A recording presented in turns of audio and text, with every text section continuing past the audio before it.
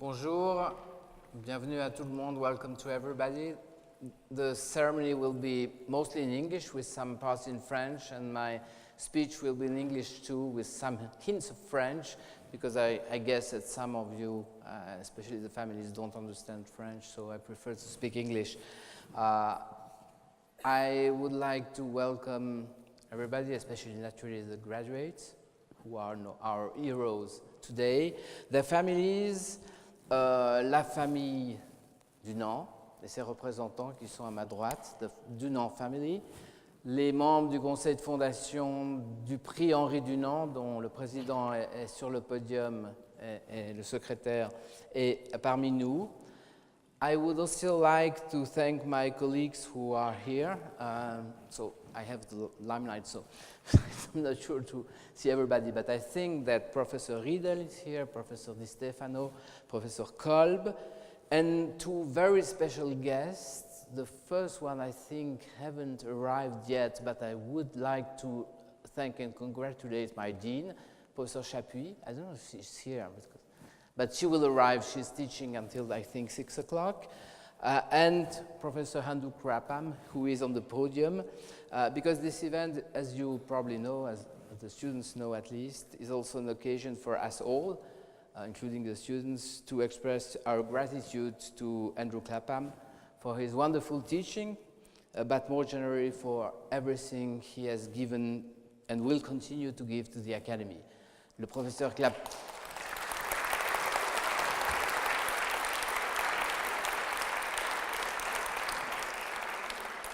Le professeur Clapham a quitté ses fonctions le 1er août 2014 pour me les confier. J'aimerais vraiment lui dire une deuxième fois, il y en aura encore une troisième, l'intense gratitude et la reconnaissance que nous avons et aussi l'admiration partagée par les étudiants, les assistants pour tout ce qu'il fait et ce qu'il sait faire. The other heroine of the evening should have been Paola Gaeta. Unfortunately, she has an important family event in Florence and cannot be with us, and she seeks our understanding. Paola has not taught in the LL.M this year or last year, but still supervised some LL.M papers. And above all, she has been the director of the LL.M for more than 5 years and the creator of the executive master some 3 years ago. The success of the two masters is her success. Paola Gaeta, l'autre directrice, est excusée. Elle est retenue par une circonstance familiale à Florence, sa ville. Elle vous prie d'excuser son absence. Je rappelais qu'elle était la directrice du master, des 2 masters jusqu'au 1er août et que le succès de ces masters, c'est essentiellement son succès. It's also the success of a team which I would like to thank warmly. They are all here. Nathalie, manager of the masters, Dani, Tatiana, Antonella, Daniela, and of course Camelia, somewhere.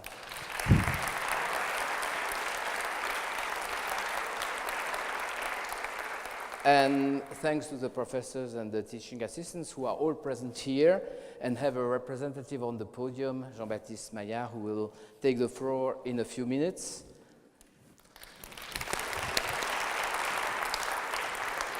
But before giving the floor to Jean-Baptiste, I would like to quote 2 eminent professors, Andrew Clapham and Abel Riedel.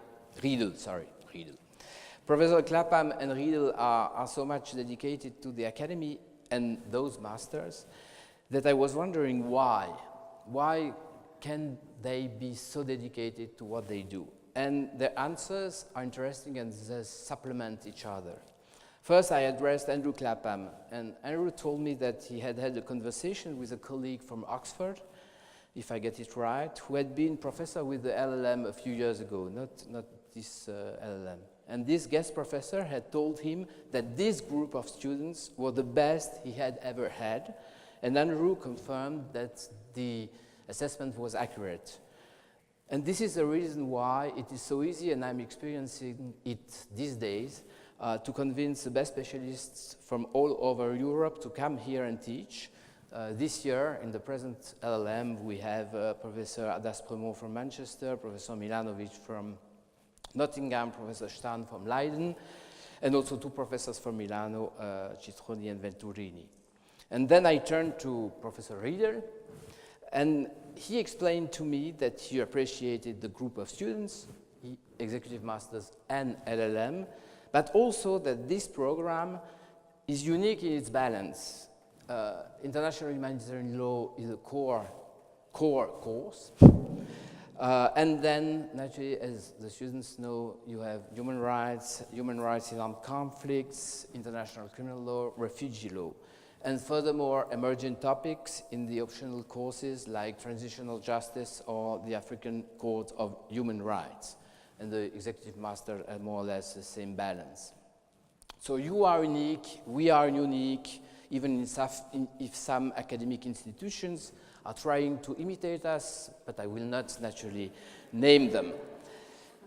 So the Academy will remain the best place for an in-depth training in international humanitarian law and human rights. And I have no doubt that your diploma will be a level and an accelerator for the beginning of your career. Here I address essentially LL.M students, or the continuation of your career for most executive master's candidates. Careers for which I express here, in the name of the Academy and in my own name, our best and very warm wishes. Thank you.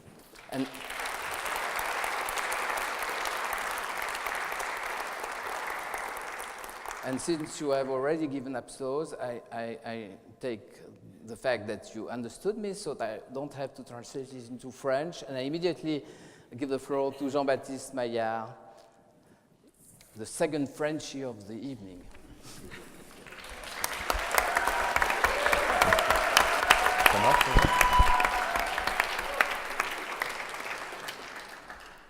Thank you very much. Whoa. I'm not used to speak with a microphone. Thank you very much for inviting me. I had actually prepared a very, very long speech. And in the meantime, you will not believe it. It was very unexpected. I received an email from Henri Dunant, very unexpected. So, and since he's talking about the same thing I wanted to talk about, I'm just going to read his email. Dear Olivier, Enzo, Steve, Ilya, and Jean-Baptiste. First of all, let me apologize for the brevity of this email. I still have to catch up with technology. But I wanted to write you personally, since I have a couple of important things which I would like to tell you. In 1859, when I went to Solferino, I went there for business. But I came back to Geneva with no money. It didn't work out.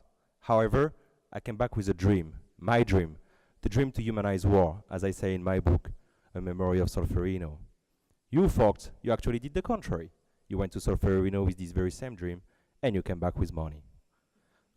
On the 24th of August, the 5 of you embarked on a bike trip all the way from Geneva to Solferino, with the goal of raising 15,000 francs to pay the tuition fees of a LL.M student of the so-called Geneva Academy, one of the very few institutions in the world whose job is to keep my dream alive, even though it is located in the former house of a very old enemy of mine.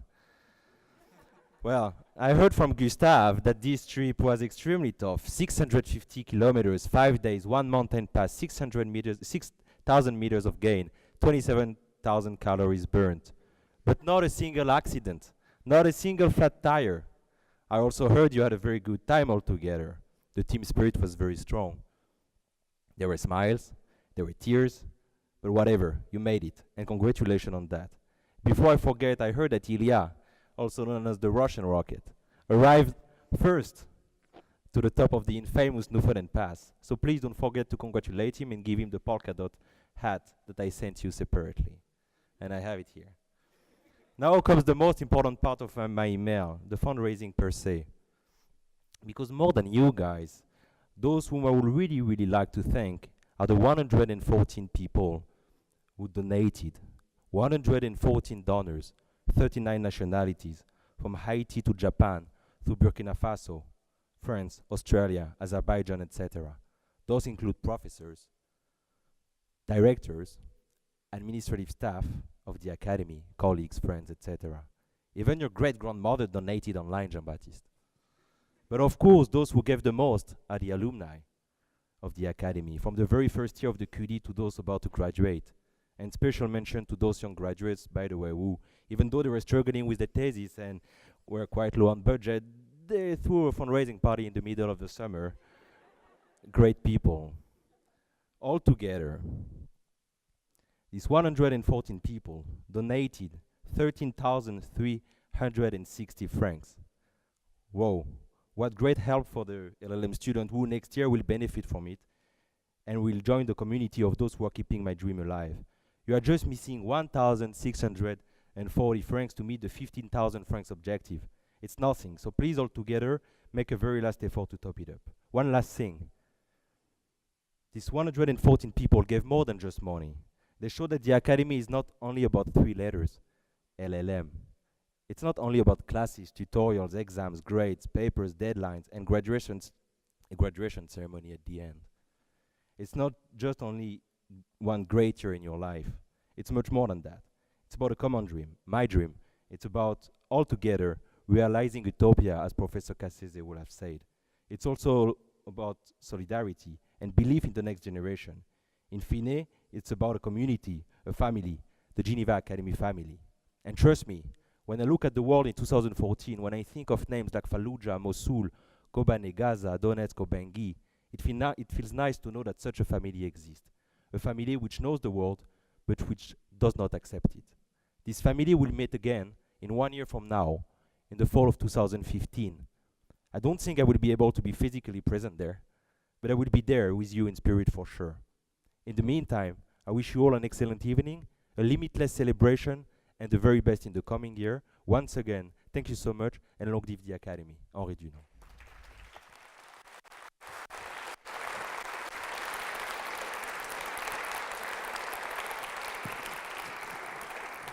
Merci beaucoup Jean-Baptiste, nos félicitations pour l'effort sportif dont vous avez des images et merci pour l'annonce de l'événement des alumni à l'automne prochain où vous serez tous conviés. Je ne peux pas encore vous donner la date, mais cette date vous sera communiquée bientôt. Nous allons maintenant entendre les allocutions de 2 des étudiants dans chacun des masters. First of all, we will have the speech by Mohamed Sessai. I invite him to go.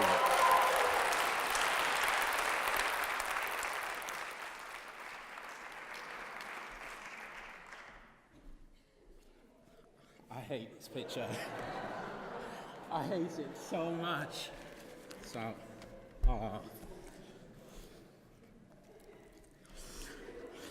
good evening.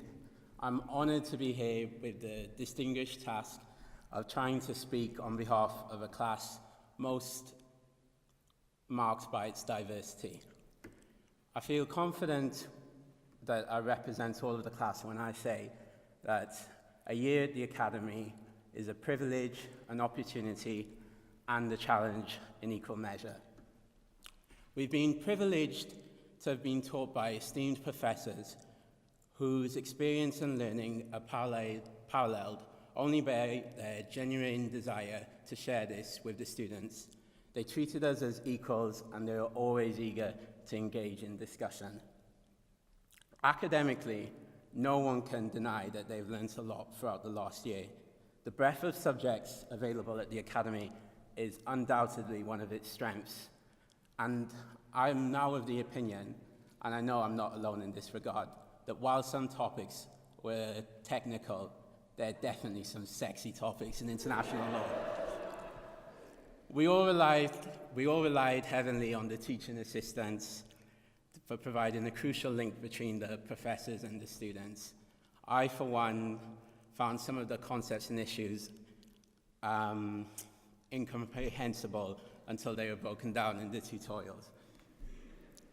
There are definitely some times when if you were to cross someone within the class, they would have had an expression on their face. I mean, I don't really have any words which satisfactorily describe this expression, but if you've ever been a student, you know what I'm talking about. But I mean, this is understandable when you think that we had to combine the challenge of arriving, settling in to the Genevois way of life with the intense course load. Looking back, I think there are 2 things that kept me motivated throughout the last year. One was without a doubt the quality of my peers, although I have to say, I've never met so many boys who don't like football. Like, I can't get over it, even now. I know I need to let it go, but... No, but seriously, each class was enriched by their variety of perspective, their cultural approach, their wisdom, and their humor. I know that we have forged everlasting friendships and memories that will transcend the national borders that we come from. The second motivator was the fact that every individual I came across in the context of the academy, from the administrators to the most learned of scholars, all shared a commitment for improving the world around them. I was reading an article recently, and I came across a sentence which really resonated with me, and I think it encapsulates the spirit of the academy. It went like this: "Those who love peace and order must learn to mobilize as effectively as those who love war and disorder." I think this is really extremely important, especially when you consider the current state of affairs. You only have to look at the news and you hear about the latest actions of ISIS. We've got the Ebola pandemic. Not too long ago, we had the Israel-Palestine conflict. For those involved in that, that must seem never-ending. And not to mention the other ongoing conflicts which are going on now. And I mean, these are just a couple of the headlines. Even in the UK, which is considered the model of a functionally democratic state, there's serious consideration now to leave the European Convention of Human Rights. It's easy to get the sense that we are failing to uphold the rights that are supposedly universal, or to promote concepts of equality, the rule of law, and development. All of us here should strive with a passion to take this obligation and effect positive change. Yes, we graduate today, but what about tomorrow?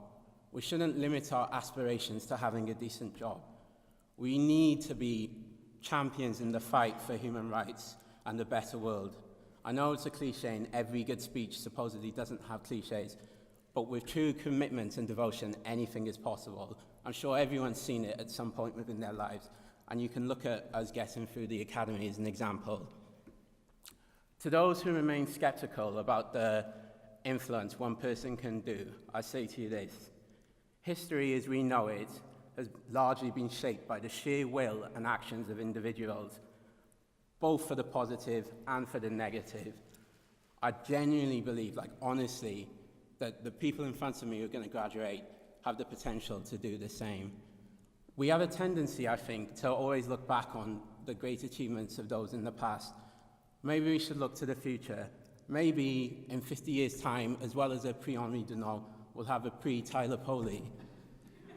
No, but I'm serious, sorry. Your name's like one of the easiest. No, but when all of this is over, it should be a source of positive inspiration to know that we continue to be united by objectives, even as we disperse to various corners of the globe. Therefore, it's with great pride that I stand with you today to receive our Masters in International Humanitarian Law and International Human Rights. It's undisputedly an achievement. It's also a humongous privilege. Please remember, not everyone has access to education. Both the certification and the experience and the contacts we built throughout the year are certainly going to be great resources for the rest of our lives. As a final remark, I just want to say, public speaking is not really my thing.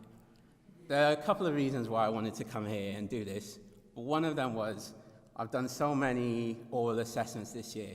I really wanted to stand in front of professors, teaching assistants. I wanted to know how good it would feel to come here, say whatever I wanted, knowing that no one's going to grade me, no one's going to ask me any questions. I'm Mr. Sese, thank you.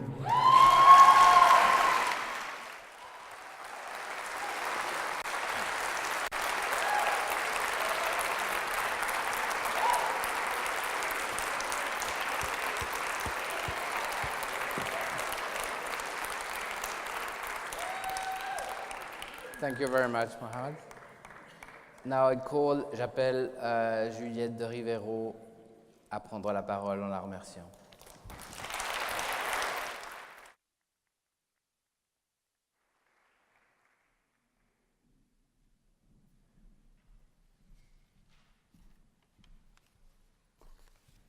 Thank you. I knew I would live to regret that rush selfie in the office to send to the Executive Master's Program, but I never thought it would be this bad. I didn't have Henri Dunant's email, and he didn't write me one, so sorry, bear with me with my speech. I'm honored to speak on behalf of the participants of the Executive Master's Program from 2013.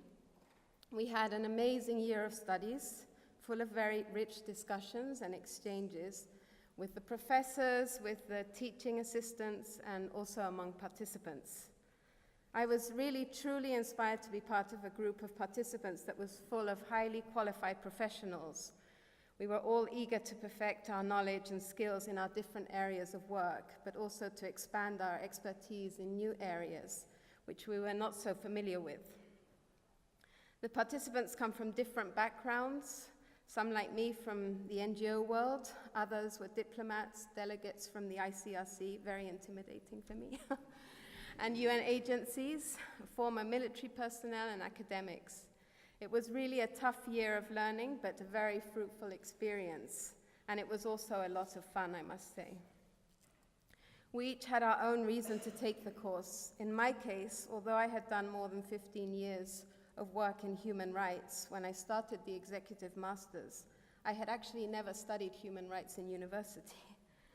I learned everything that I did on my jobs, and when I started working in the human rights field, human rights wasn't taught anywhere as a program. And I'm sure this was an experience for many of us on the course. In fact, I used to study in this room about 20 years ago. International criminal law didn't exist when I was at university. It was actually the time of the Rwandan genocide and the beginning of the wars in former Yugoslavia, so many things changed after that. International justice was transformed, peacekeeping radically changed, as did the debate about the UN and the international community's responsibilities in such situations or conflicts. So I really wanted the opportunity to immerse myself in the academic debate surrounding these issues. And immersed I was. In fact, I was completely swamped, as were my fellow students, in readings, assignments, and papers to be delivered. I really want to thank the Academy for setting up this Executive Masters, which allows people who are doing a full-time job to study by accommodating their stressful and jam-packed schedules. Please keep it running, and please keep a flexible approach with students like us. I wanted to thank Camelia for bringing me into the Executive Masters and all the administrative staff that were supporting. I want to thank Antonia and Patrick for accompanying us during the year and for your patience with the students and our deadlines, particularly mine. Amongst the most memorable hours at the Academy was those spent in Professor Kolb's masterclasses on international humanitarian law. His dry humor, his precision, and his enthusiasm for IHL were really contagious. It never felt like a Friday night in his class. We were glued to every word he spoke, and it was truly inspirational. But in almost every class, the debates were enriching, with professors laying out controversies for us to unpick, discuss, and mull over. I was inspired by the knowledge of the teachers and the assistants. I remember sitting in Professor Gaeta's class after a difficult day of advocating at the UN Human Rights Council and being blown away by her conviction and passion and thinking, Julie, the sky's the limit. It sounds corny, but it's true. I really did think that. The expertise of the assistants was also remarkable. They made seemingly difficult topics that we couldn't understand easy to grapple with and work on. What amazing teachers the assistants are. So thanks to them and the professors for sharing their expertise and passion with us.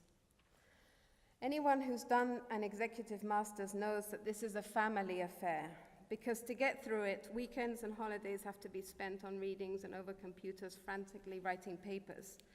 Many of us have small children. Some were almost delivering babies at the same time as they were delivering papers. But all managed to be here today. So we want to thank our families as well who suffered through it and helped us along with our studies.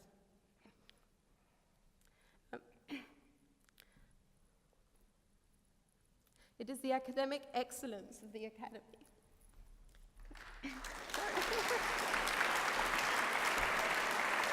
Everybody who knows me knows that I always cry when I make a speech. I always cry when I make a speech. It's the academic excellence of the Academy which really attracted me to the Executive Masters and which was most rewarding. I was able to apply what I learned in my work on a daily basis with Human Rights Watch. I felt particularly privileged to have professors and assistants walking me through the evolution of international criminal law as I advocated for the establishment of a UN Commission of Inquiry on North Korea at the UN Human Rights Council. Professor Michel and Professor Chabas' candid stories of the improbable development of international criminal law in the courts were inspirational to me and reinforced my conviction that justice will one day come to victims in North Korea. In any case, the Executive Master's Program certainly made me a stronger, don't clap again, and more complete and qualified human rights advocate, and I'm sure many students feel similarly. For that, I am truly grateful, and I would like to thank you on behalf of all of us.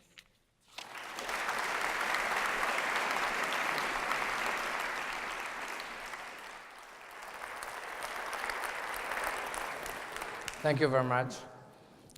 And now I have the pleasure to call my old friend Roger Durand, président du comité du prix Henri Dunant, qui va nous présenter le prix, puis nous donner, avec un tout petit changement de programme, avant l'allocution de Vincent Bernard, le nom de la lauréate, ce qui vous donne déjà une indication.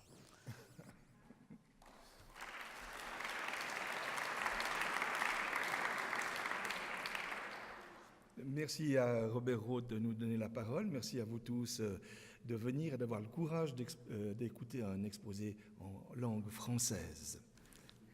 Donc, je tiens à rappeler que le prix Henri Dunant a été fondé par les membres de la famille d'Henri Dunant et par la Société Henri Dunant.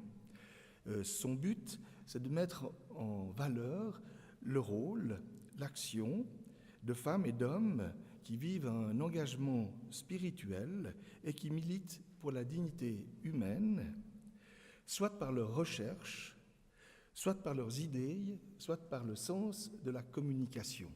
Donc nous n'avons pas comme cible des personnes qui sont engagées dans l'action concrète humanitaire. C'est un prix qui est plutôt un prix des idées et de leur transmission.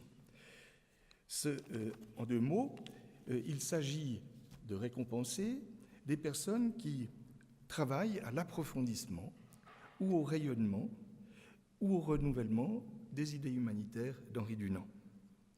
Ce prix se décline en deux versions, une version terrain et une version recherche.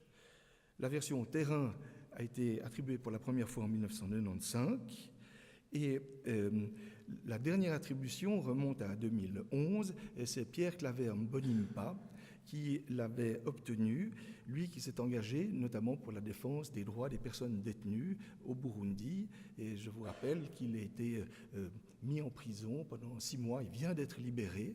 Et c'est pour nous un exemple typique d'un homme qui se bat pour ses idées humanitaires.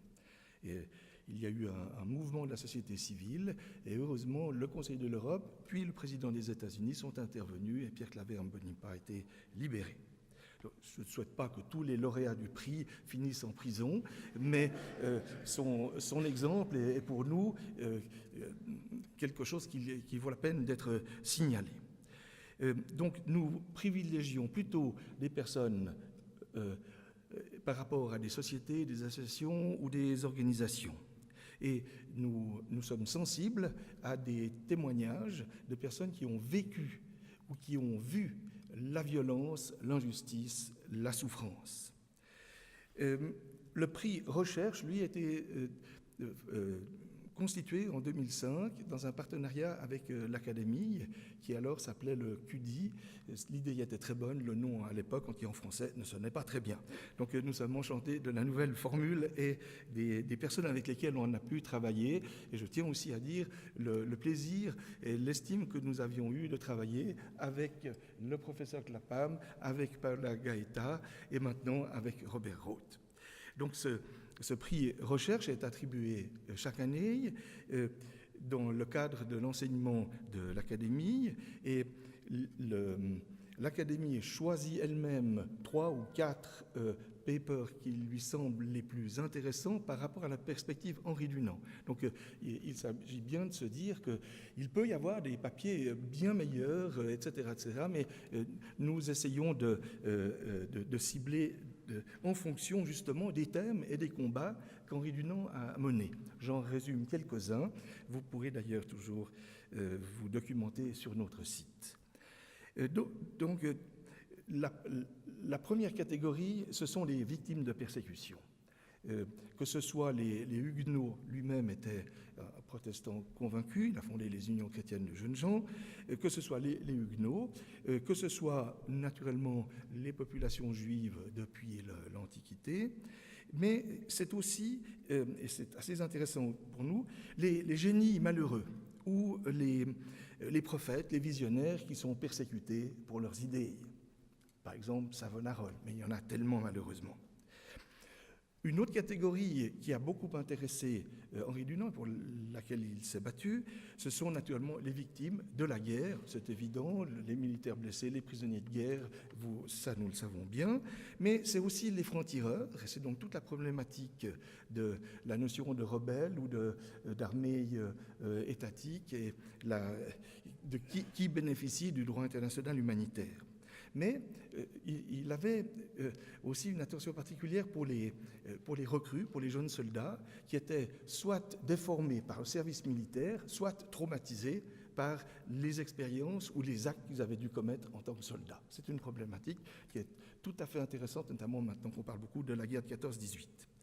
Et puis, il s'intéresse aussi aux civils dans les zones de combat, et il ouvrait là la porte de la Croix-Rouge en faveur des protections civiles. Je vous rappelle que jusqu'en 1929, la Croix-Rouge, dans ses traités internationaux, ne protégeait que les militaires. Donc, Dunant, là, était manifestement un précurseur.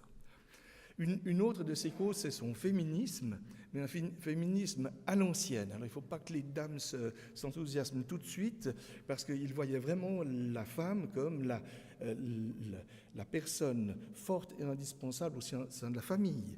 Et il la voyait comme un facteur de paix, un facteur d'harmonie entre les sociétés. On a vu beaucoup d'exemples d'appels dans ce genre, et il avait créé une croix verte qui devait être pour les femmes ce qu'était la croix rouge pour les militaires blessés. Malheureusement, ça n'a pas pris corps. Il s'est aussi lancé dans une réflexion très moderne à son époque, les années 1890, sur la colonisation et l'anticolonialisme.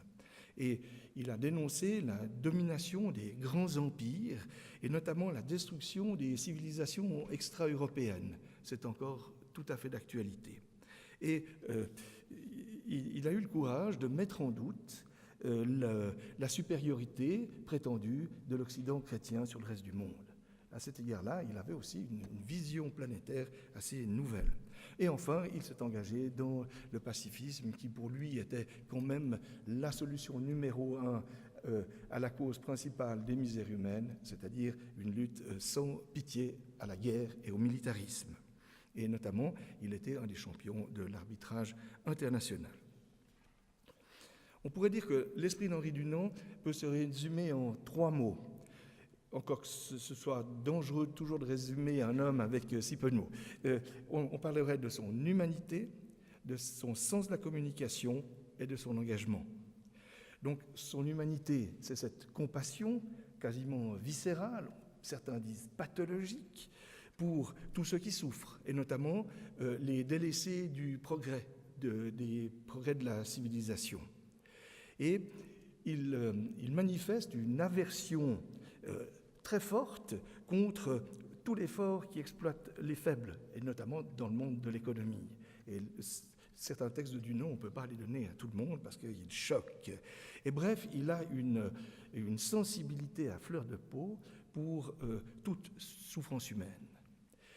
Et cette approche de l'autre, il arrive à la communiquer parce qu'il a eu des talents tout à fait extraordinaires, notamment pour solliciter des appuis de tous bords, et même de ceux qui l'avaient vilipendé quelques années avant. Il n'hésitait pas à rappeler leurs devoirs aux élites. Ce n'est pas un démocrate, il a manifestement une conception élitaire de la société, mais alors il rappelle que les élites ayant des positions privilégiées ont des obligations aussi privilégiées.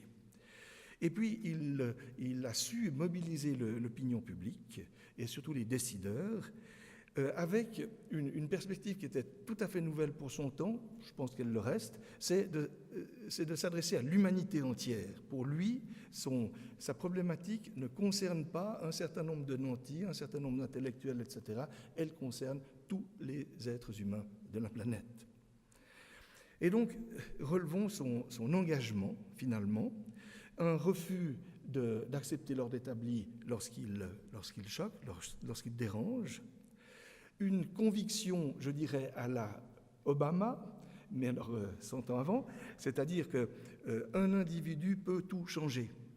Il y a un espoir pour chacun d'entre nous, à un moment de notre vie, de jouer un rôle positif, et il s'entend bien. Et finalement, on peut penser que si Dunant s'est distingué des autres, c'est notamment parce qu'il avait un sens de la mission. Il était dépositaire d'un certain nombre de principes, d'idéaux qu'il devait communiquer aux autres, quels que soient les obstacles et quelle que soit la grandeur des autres.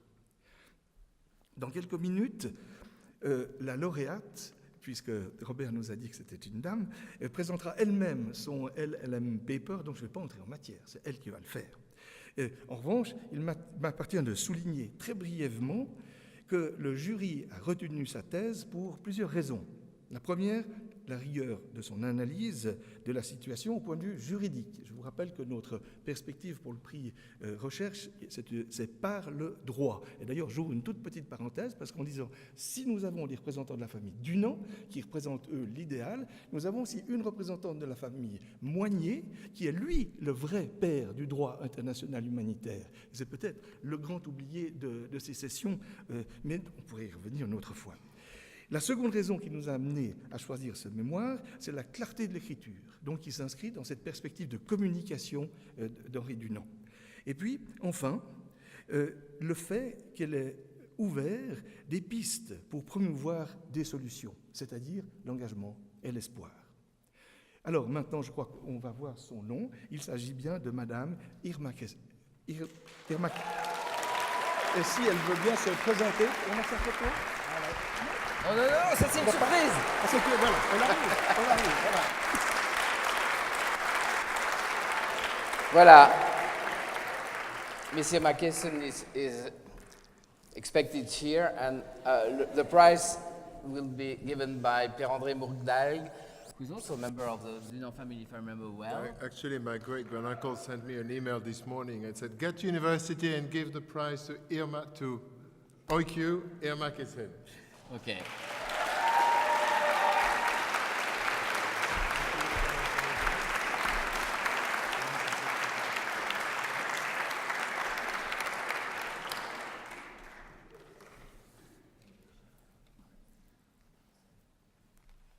So before we hear Monsieur Mackeson, whom I congratulate, and the teaching assistants are congratulating, sorry.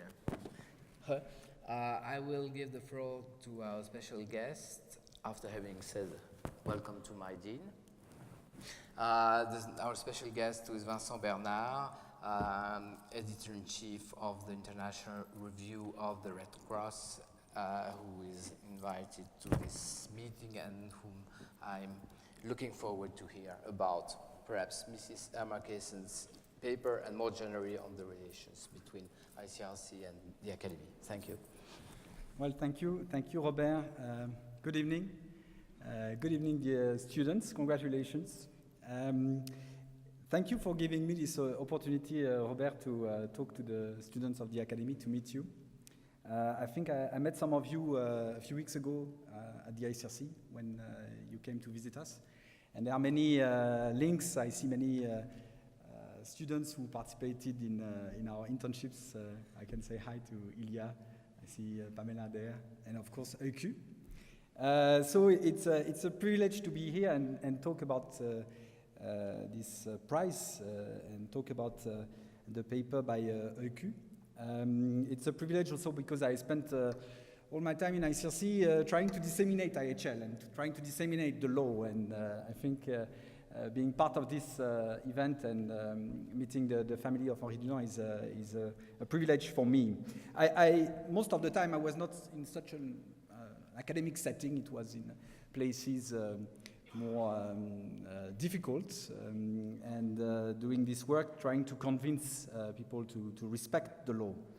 When I started in the ICRC, at the time, very few of us actually had come across IHL in their studies. I think, Juliette, you mentioned the fact that you, most of us did not study that before specializing in this field.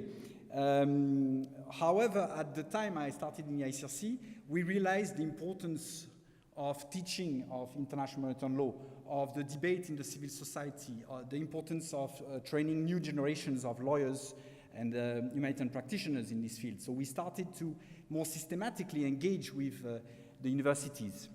So it was the time also when the ICRC supported the creation of the QD. And at the time, I believe it was the first center specialized in IHL in the world, I suppose.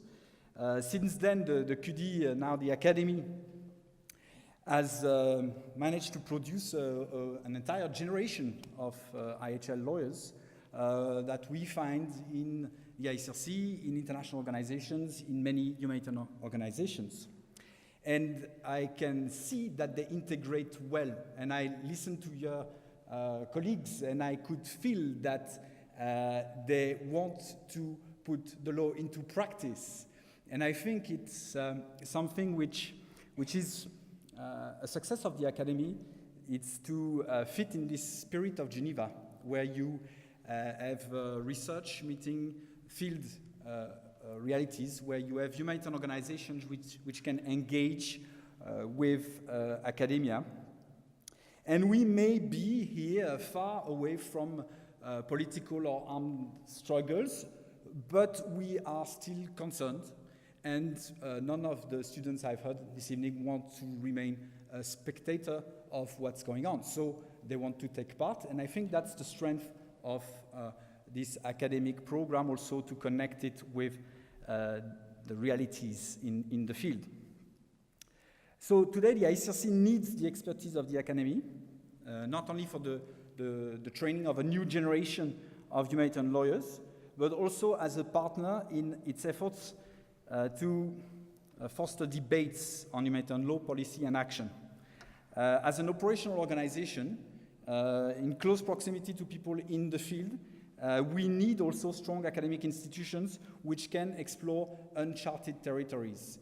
And I think it's also remarkable that this role in policy has been developed in the Academy, and I think I can thank you also, Professor Clapham, for having developed so much this aspect with Paola Gaeta. So we have this need for partners in academic relations, this need to go to explore when sometimes we are limited by political considerations, by the fact that we operate in conflict areas. And we have developed several partnerships throughout the years. And I will mention a very successful one, which is to welcome students from the Academy in short internships or longer internships every year. And it is possibly not a coincidence that EQ participated in that and did an internship with us. So I hope actually that you benefited from working at the International Review of the Red Cross. And actually, you know, when I started there, I thought that all the articles would come ready and perfect, you know, and that the editing would be minimum. But we know that it's not the case.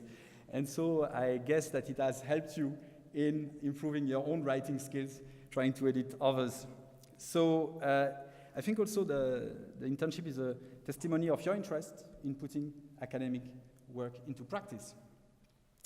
So you have chosen a very relevant subject, so let me say a few words about that. So EQ's paper is entitled The Notion of Armed Attack Under the UN Charter and the Notion of International Armed Conflict, Interrelated or Distinct, ? And gives an overview of the doctrinal discussions regarding the definition of both terms and draws the relationship between them. So it sounds a rather theoretical piece. So in the first part, she defines armed attack by comparing the notion with the two related concepts of aggression and use of force. Then you define the notion of international armed conflict, and in particular the beginning of application of IHL. And then the third part finally compares the two main notions, armed attack and international armed conflict. So in a very, very limited space, because it's actually, 20 pages, 22 pages, you really manage brilliantly not only to summarize the object and purpose of Jus ad Bellum and Jus in Bello, but also to outline the main debates regarding these problems, regarding the application of international humanitarian law in non-international armed conflict and international armed conflict, and the notion of armed attack. And I have to say the structure is really excellent, because we can follow you through the arguments. You know, if you remove one piece, the whole thing collapses. It's really neat, well done. So why is this discussion important? Not only because of the academic merits of your paper, but first because the problems you discuss are the problems that the lawyers at the ICRC have to handle every day. So these questions of understanding, unpacking these notions are actually very relevant for our work. It is important because it exposes the very important distinction between Jus ad Bellum and Jus in Bello. And I guess by now you must know it and dream about it. But I am amazed receiving so many articles and participating in so many discussions, even in the most sophisticated countries, that lawyers still mix the two, and sometimes in order to use legal arguments to restrict protection regime or to use the best regime that they find fit to limit the rights of people. So this distinction remains critical, especially as very often violations and crimes are justified by a just cause. And this distinction is there at the heart of your paper. Another important dimension of your paper is the question of the difficulty of international law as a state-centric system to approach non-state armed groups. So this is an issue that you know very well here. And I'm turning now to Andrew to continue the lectures. But why is it so important? It's because the vast majority of conflicts today are non-international in nature, and also because we see a general trend of international interventions in those conflicts. So the question of the qualification of the situation and the comparison with Jus ad Bellum is critical. So your work opens avenues for new research, and I would be very pleased if you would submit an article to the review after having worked with us. So that's an offer I'm making. I think EUQ has always been interested not only in legal reasoning, but actually what you have always demonstrated is your interest for contemporary issues. And your analysis is relevant for almost any conflict-related news line you will come across today. So Iraq, Syria, Ukraine, fight against Al-Qaeda, and also a new emerging discussion on cyber warfare, where the definition of armed attack is also quite complex to unpack. So I would say that in that, your work is very close to the spirit of Henri Dunant. From the humanitarian reality to figuring out the legal answer and to mobilizing public attention. Finally, I'd like to conclude saying that it was a pleasure to work with you. I mean, it was really a great time we spent working together on editing and working at the review.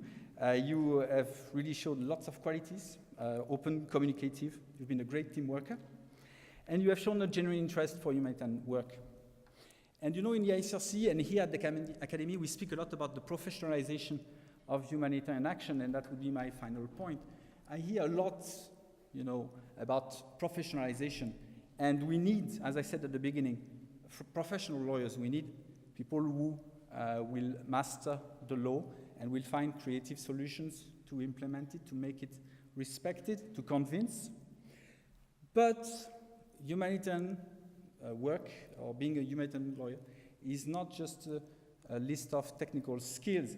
It's very much about recognizing humanity in other people, in anybody you meet, as far as distant as they can be, and to refuse to remain a spectator when this humanity is violated. So thank you, congratulations for this award, and all the best for the rest of the career.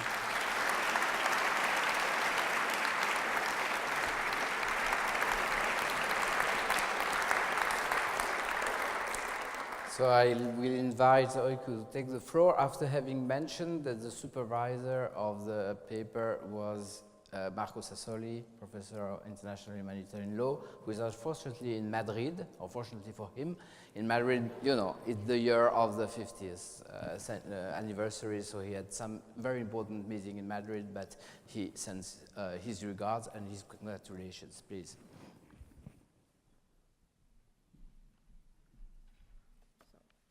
First of all, thank you. I had prepared a little speech about presenting my paper, but Vincent Bernard, he presented it really well, so I don't think I'm going to present it again in that way.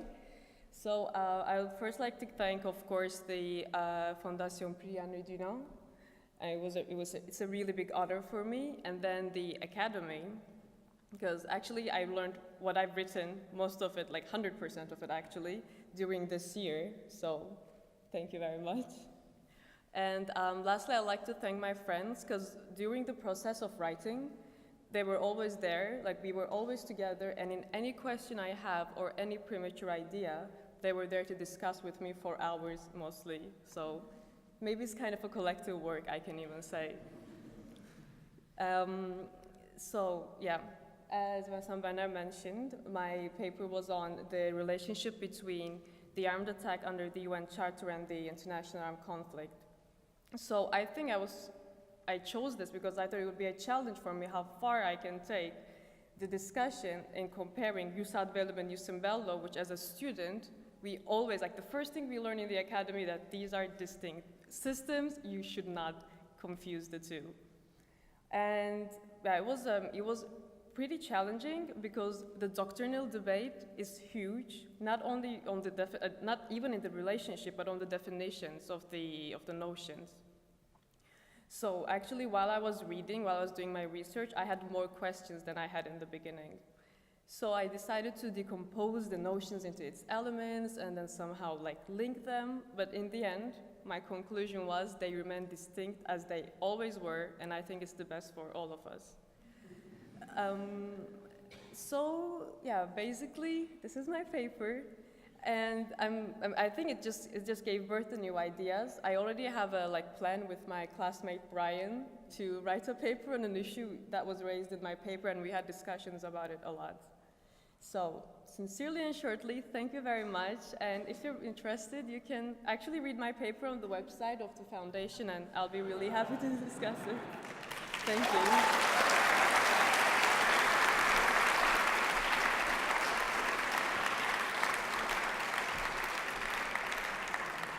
So,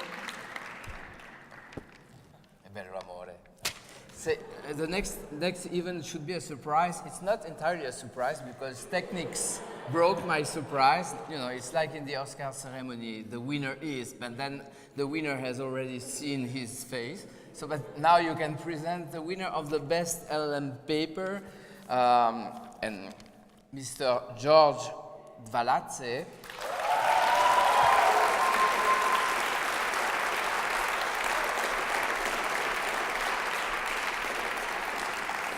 For the paper under the supervision of Marco Sassoli, Prohibition of Discrimination under International Humanitarian Law of Non-International Armed Conflicts. Since it is a surprise, he's not supposed to take the floor and deliver a speech, but he's invited to say a few words he wants to. Thank you. Thank you very much. It's a big honor for me, and I would like to sincerely thank the Academy and our professors, and especially Professor Marco Sassoli and the teaching assistant Anne Cantan, who is present here, and also Nishat, and it was a big inspiration during the whole year, the humanitarian law as such, and I'm very honored to stand here right now. Thank you. Thank you.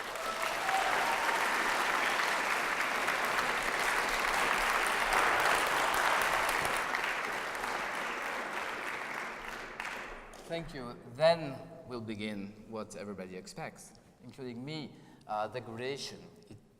I'm supposed, so how will we organize this? Danny, you come. Qu'est-ce que je fais? It's my first graduation, I'm sorry. You will come next year, it will be like the Oscar ceremony. But here, you will call. You will call the people. I will shake hands. Okay, that's. Ça va?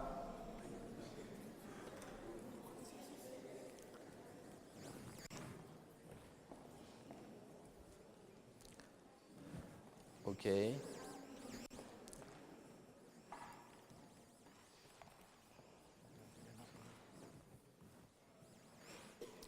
Do you have a microphone? You do? Okay. You go there. Okay. Et vous me donnez. Ok, ça marche. Good evening.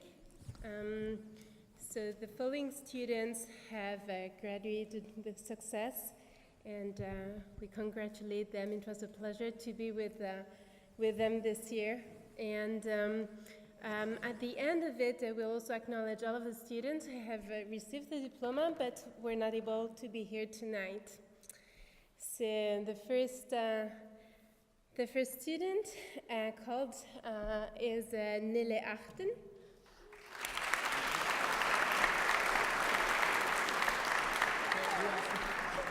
You're supposed to climb, and you're supposed to take your diploma. Okay. And here, yeah, Bartek will stay here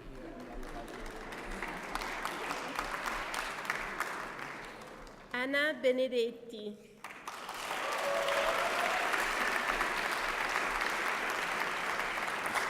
Bravo. Pamela Capizzi.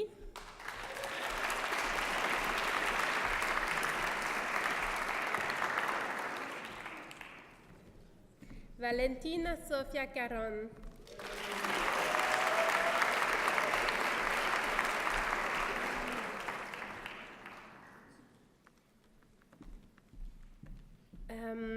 My apologies. I have forgotten to mention the honors that were given to some of the students. I am hence going to rectify. The three last students received a diploma cum laude.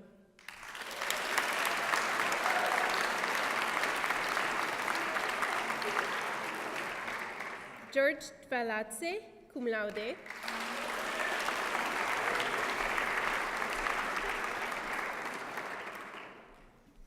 Alexandros Estafiou, cum laude.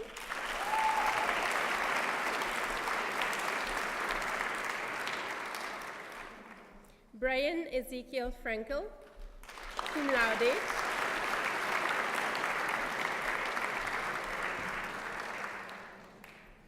Anastasia Frolova, cum laude.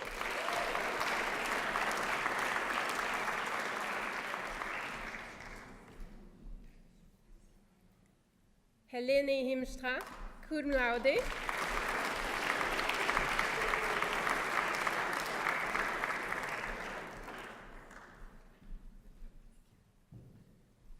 Euiku Irma Kessen, summa cum laude.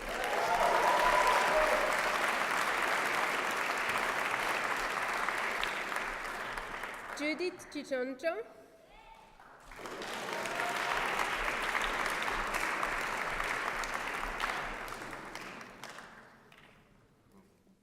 Pavle Kilibarda, cum laude.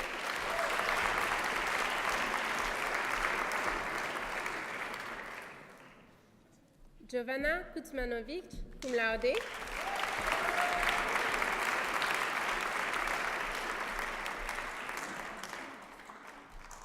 Louise Le Caro de Cossio, cum laude.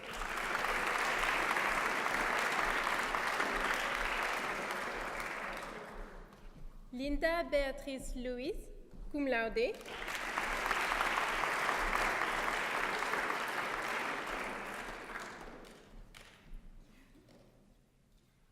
Sahiba Makbul.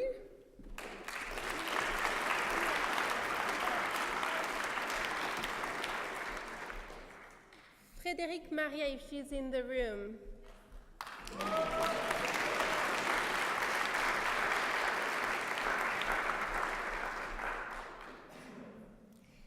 Claudia Maritano, summa cum laude.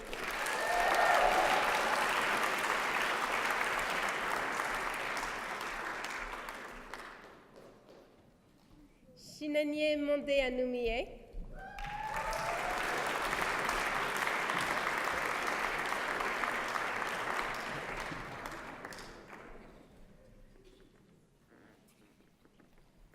Yashasvi 9.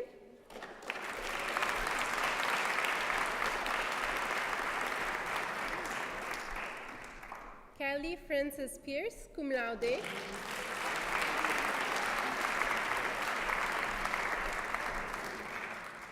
Tyla Poli.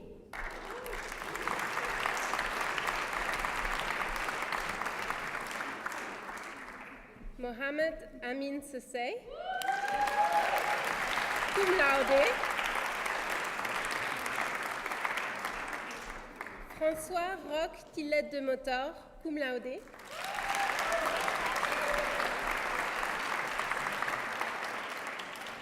Emily Velardi.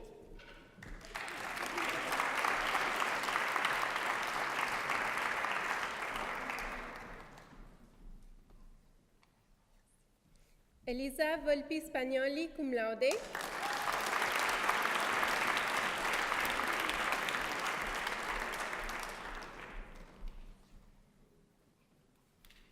And Navilin Kaur.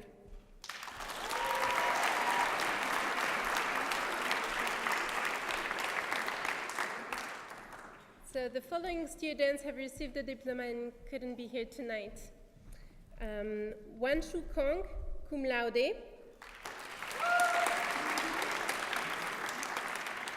Margarita Dascagno, cum laude.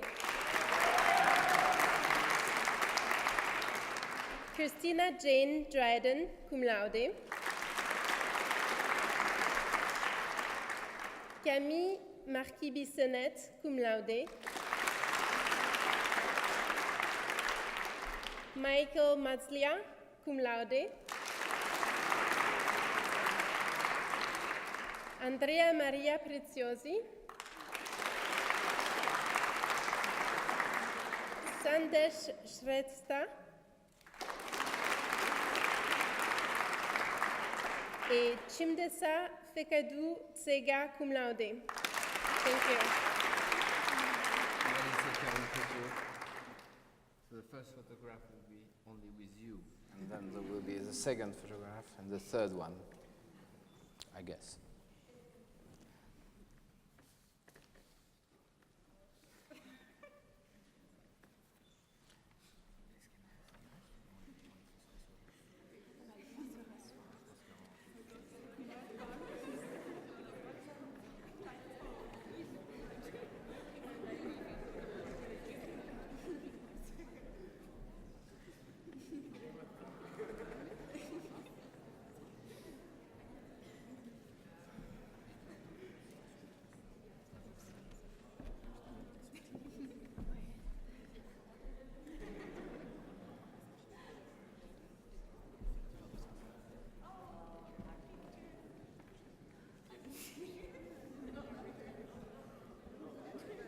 Any more pictures being taken?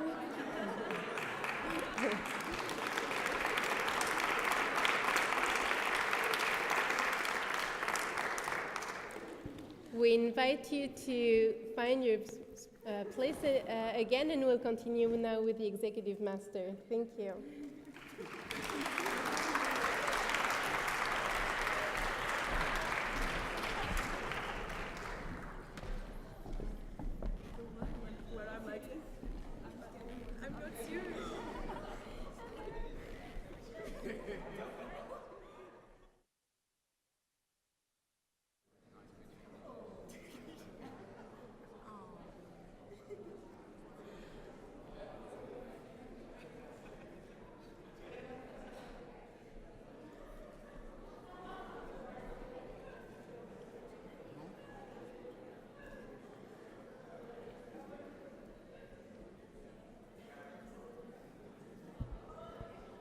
So congratulations also to the participant of the Executive Master.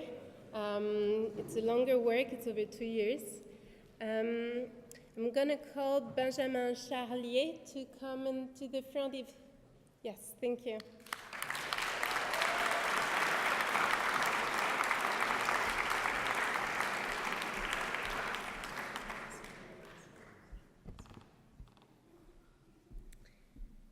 Juliette de Rivero.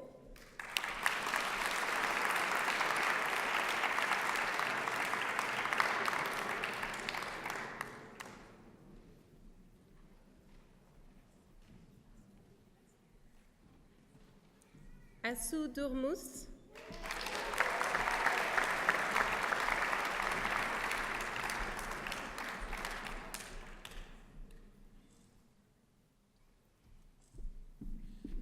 Gisèle Fernandez.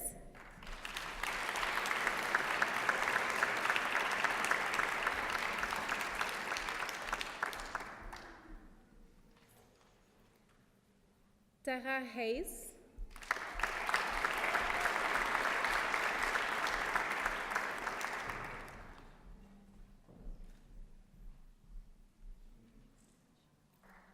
Ntime Jefeta.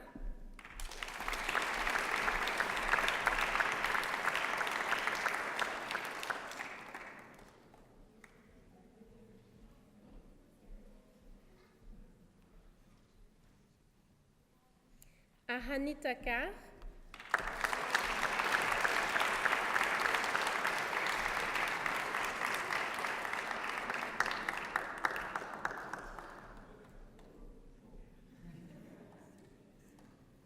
Katia Laurila.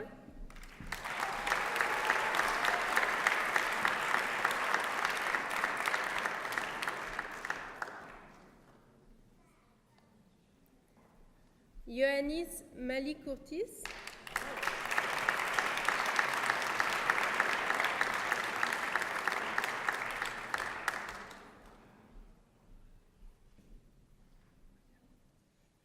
Alice McGrath.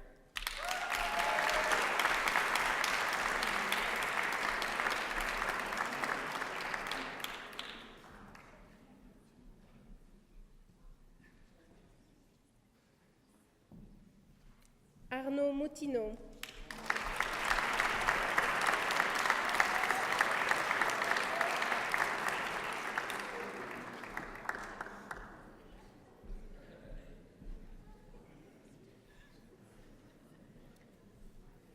The following participants also received their diploma but could not be here tonight. He couldn't be here tonight. Okay. Oh, is John van Kaufman here? I'm sorry.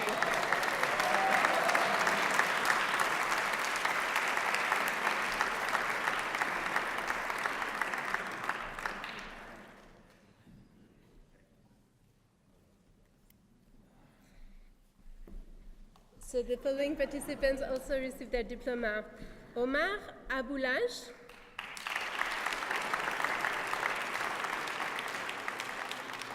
Marianne Casey Maslin.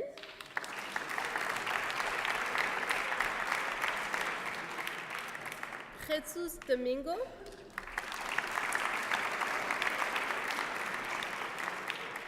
Priscilla Haina.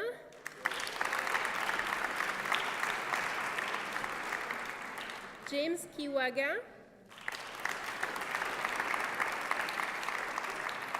Marnie Lloyd. Ana Martin.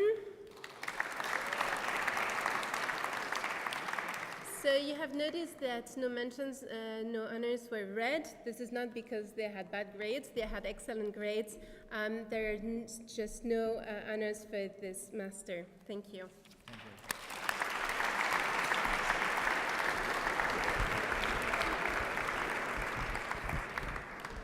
So merci Nathalie et Dani. And for those who it's over. For those who don't know, the guy in the center of the picture before was Marco Sassoli. For the ones who don't know him, I think of the family. So I think the ceremony is over.